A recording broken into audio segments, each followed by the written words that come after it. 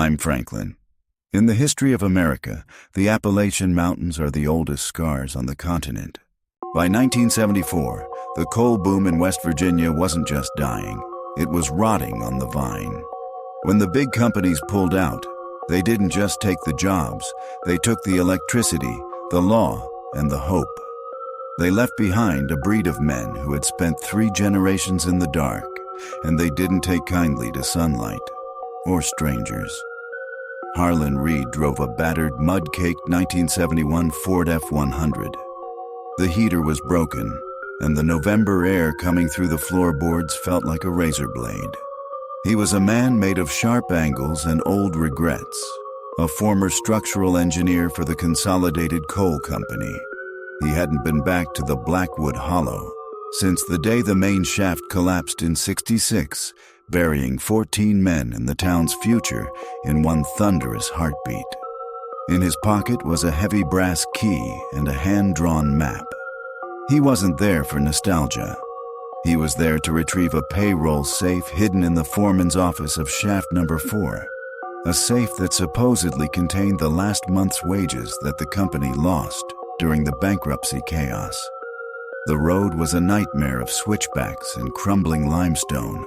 To his left, a sheer drop into a ravine choked with skeletal oaks. To his right, a vertical wall of coal-veined rock. The fog didn't just sit in the hollows. It breathed, thick and tasting of sulfur and wet leaves. Harlan rounded a bend, and there it was, Blackwood. It looked like a ghost that had forgotten to leave.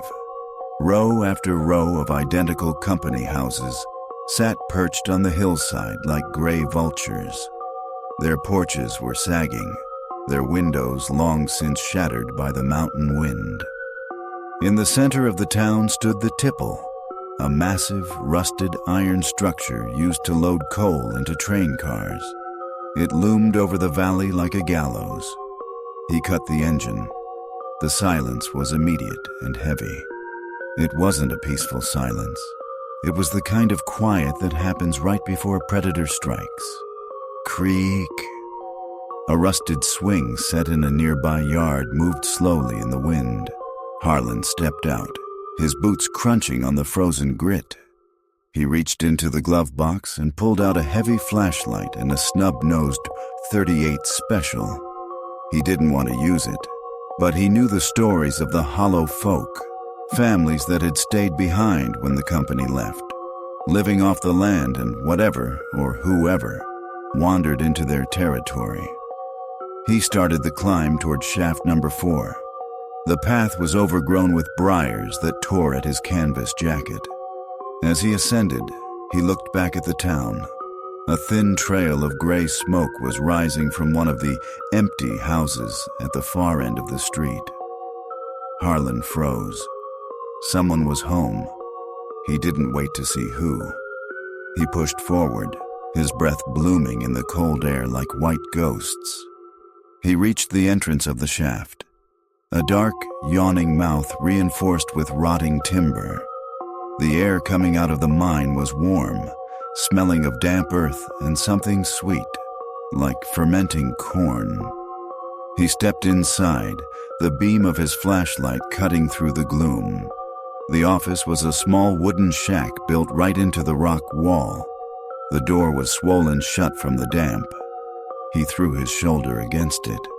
Crack! The door gave way, and Harlan stumbled inside. The room was frozen in 1966. A calendar on the wall showed October. A half-empty bottle of Coca-Cola sat on a desk, the liquid now a black sludge. He knelt by the floorboards behind the desk. He began to pry them up with a crowbar, his muscles screaming. One board popped, then another. There it was, a heavy black iron box.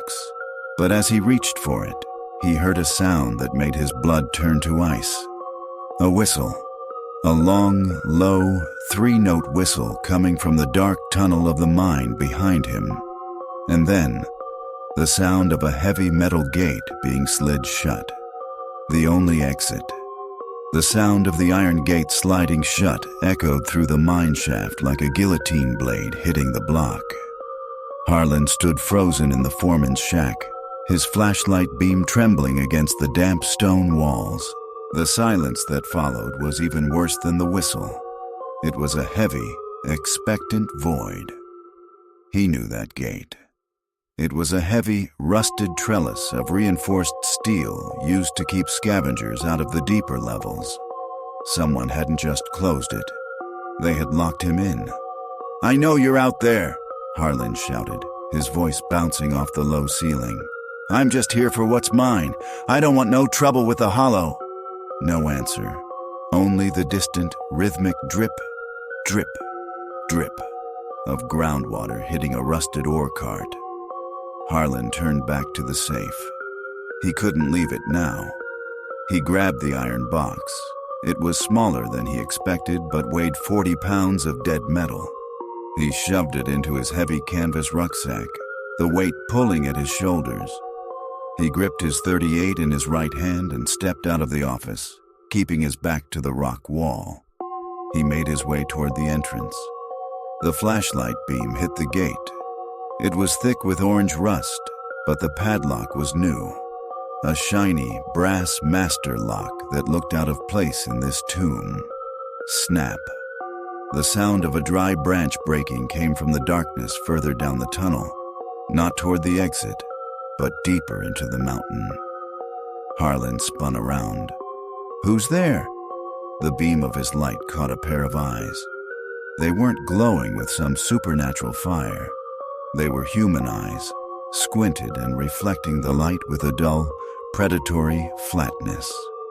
A man was standing 20 yards away, wearing a tattered denim jacket and a hat made of matted fur. In his hands, he held a long-barreled Winchester rifle, the wood worn smooth by decades of sweat. The man didn't speak. He just slowly raised the rifle. Harlan dove behind a stack of rotted timber supports just as the tunnel exploded with sound. Crack boom. The gunshot was deafening in the confined space, the muzzle flash momentarily blinding Harlan. The heavy slug slammed into the timber, sending a spray of splinters into Harlan's neck. The smell of black powder smoke filled the air, thick and choking. "You shouldn't have come back, Reed," a voice rasped. It was a thin, high-pitched sound, like wind whistling through a cracked skull. "The company left us to rot. Now the mountain owns everything in it, including that box, including you." Harlan didn't fire back. He knew he only had 5 shots in his snub nose, and at this range, against a rifle, he was a sitting duck. He looked deeper into the mine. Shaft number 4 was a labyrinth. He remembered the old maps. There was a ventilation chimney 300 yards back, used for airflow during the '66 disaster. If he could reach it, he could climb out onto the ridge. He scrambled to his feet and ran. He didn't run like a hero. He ran like a man who knew the ceiling could collapse at any second. His flashlight beam danced wildly over rusted rails and discarded pickaxes. Behind him, he heard the heavy, rhythmic thud of boots. There wasn't just one of them. He heard the clatter of stones from a side tunnel. They were flanking him. The air was getting colder and thinner. The smell of fermenting corn, the moonshine, grew stronger. Harlan realized with a jolt of terror that they weren't just living here. They were using the deep, cool tunnels as a massive distillery. This wasn't just about a safe. It was about protecting their operation. He reached a junction. To the left, the main haulage way. To the right, a low-ceilinged dog hole tunnel that led toward the vents. He dropped to his knees and crawled into the narrow gap, the rucksack scraping against the jagged roof. He switched off his flashlight. The darkness was total. It was a physical weight, pressing against his eyeballs. He held his breath, listening to his own heartbeat thundering in his ears. Scritch, scritch. The sound of a match being struck. 30 feet behind him, a small flame appeared. The man in the denim jacket was standing at the mouth of the crawl space.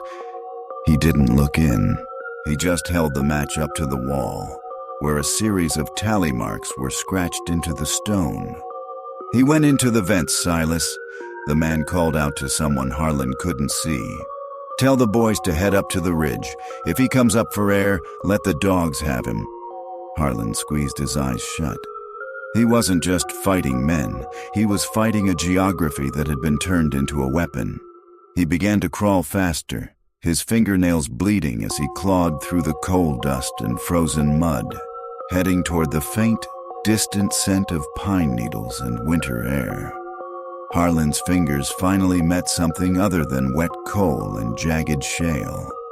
It was iron, the rusted, cold rungs of the ventilation ladder. He pulled himself upward, the 40-pound safe in his rucksack feeling like a tombstone tied to his spine.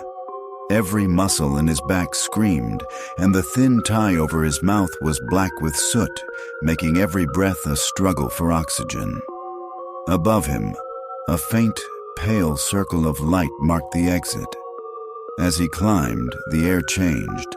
The heavy, sulfurous stench of the mine was replaced by the sharp, metallic scent of snow.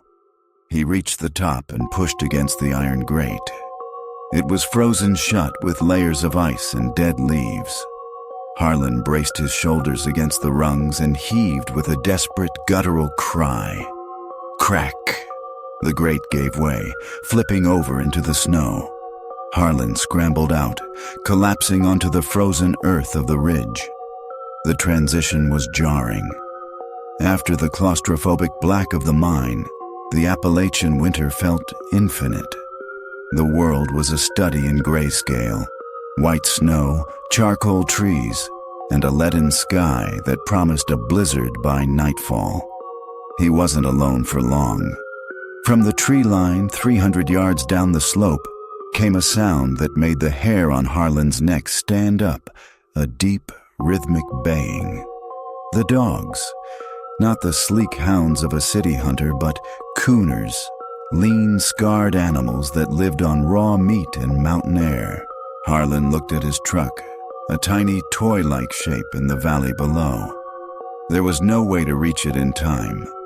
The ridge was too steep, and the hunters knew the shortcuts. He looked at the safe. He looked at the .38 in his hand. He had two choices: die running or use the mountain one last time. He sprinted toward the old drum house, a collapsed wooden structure that once housed the massive steam-driven winch for the mine's incline plane. The incline was a steep, straight track that ran from the ridge down to the loading tipple in the town. It was rusted, overgrown, and deathly dangerous, but it was the fastest way down. He reached the drum house just as the first dog burst from the brush, its yellow teeth bared. Harlan didn't shoot. He kicked a rotted timber support, sending a pile of heavy slate tiles sliding down, momentarily burying the animal in a flurry of gray stone and snow. Inside the shed, he found what he was looking for: the emergency brake lever for the old ore sled. The sled was still there, a heavy iron bucket sitting on rusted rails, half filled with frozen rainwater. "Harlan Reed!" a voice boomed from the ridge above. It was Silas, the man in the denim jacket. He was standing against the skyline, his Winchester leveled. "Leave the bag and walk away. The mountain don't let nothing leave for free." Harlan didn't answer. He threw his rucksack into the ore sled and climbed in after it. He gripped the rusted lever.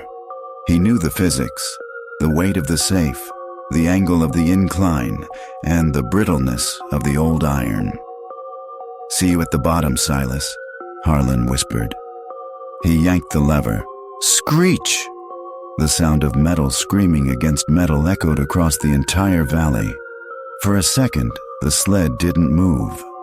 Then, with a violent lurch that nearly threw Harlan out, it began to slide. He wasn't driving a vehicle, he was riding a falling anvil. The sled picked up speed instantly. The rusted rails sparked, orange tracers flying into the gray air. Trees blurred into a dark smear. Silas fired from above. Crack! The bullet whining off the iron rim of the sled, but the distance was growing too fast. The sled hit a dip in the track, launching into the air for a terrifying second before slamming back down. Harlan felt a rib snap as he hit the side, but he didn't let go of the rucksack. The loading tipple loomed ahead like a giant skeleton. He knew the track ended in a dead-stop bumper. If he didn't jump, the impact would liquefy his bones. 20 yards from the end, Harlan rolled. He hit the snow-covered slag heap like a rag doll, tumbling over and over until he slammed into a rotted fence post. He lay there gasping, watching as the ore sled hit the bumper at 60 miles per hour. The sound was like a bomb going off, a violent explosion of rust, wood, and twisted iron. The valley went silent again. Harlan groaned, pushing himself up. His truck was 50 yards away. He dragged his rucksack through the snow, his vision blurring.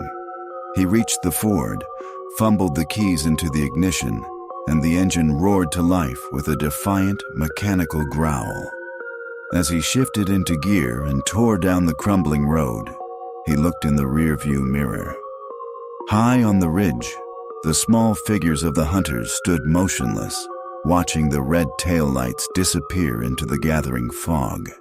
The descent was a blur of gray stone and searing pain. Harlan didn't slide gracefully.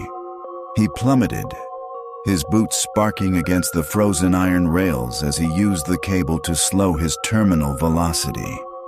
The friction heat through his leather gloves was agonizing, smelling of burnt hide and grease. He hit a section where the rails had disconnected, falling 10 feet through the air before slamming into a pile of discarded slag. The razor-sharp waste product of decades of coal mining. He tumbled, the world spinning in a chaotic kaleidoscope of white snow and black rock. The rucksack stayed strapped to him, slamming into his spine with every revolution. When he finally stopped, he was at the base of the mountain, lying in the shadow of the massive coal tipple. He lay there for a long minute, convinced his legs were broken. The silence was deafening, broken only by the sound of blood rushing in his ears. Then, he heard it. Crunch, crunch, crunch. Footsteps on the frozen slag. Harlan forced himself to sit up. His vision was swimming. 20 yards away, emerging from the fog like a specter, was the third hunter, a younger man, barely 20, with a face that looked like it had been carved from the mountain itself. He held a double-barreled shotgun, both hammers cocked. "My granddaddy died in that hole in '66, the boy said, his voice devoid of emotion. "The company told my grandma there wasn't no money. That safe belongs to the people of this hollow, not to a suit from the city."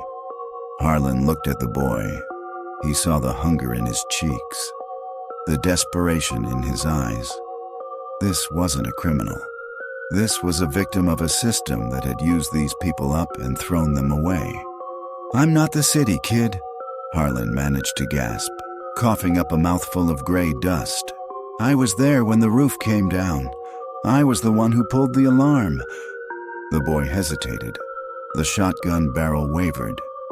"The safe," Harlan continued, reaching into the bag and pulling out the iron box. "It's not full of gold. It's full of the truth. If you want it, take it. But you'll never leave this valley if you do."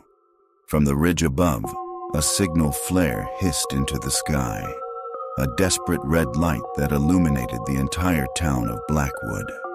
Silas and the others were coming down the path. "They're coming for the money, kid," Harlan said. "But there is no money, just names. Your granddaddy's name is in here." Harlan slid the safe across the ice toward the boy. The young hunter looked at the box, then at the red light on the ridge, then back at Harlan. In that moment, the cycle of the mountain hung in the balance. The boy lowered the shotgun, He grabbed the safe, slung it over his shoulder, and vanished into the darkness of the tipple structure without a word. Harlan scrambled to his feet, his adrenaline providing one last surge of energy.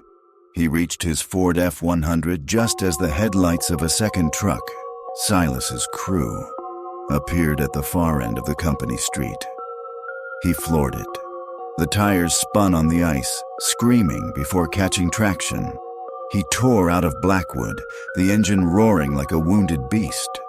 History is often written by the winners, but in the Appalachians, it's written by the survivors. Harlan Reed never found out what the boy did with the safe. Maybe he burned the papers. Maybe he used them to sue the ghosts of a dead corporation. But as Harlan drove through the mountain pass, leaving the fog behind, he realized he had left more than just a box in that town. He had left the guilt of 1966, because in these mountains, you can't carry the weight of the past and expect to climb the peaks. You have to let go, or the mountain will make sure you never leave at all.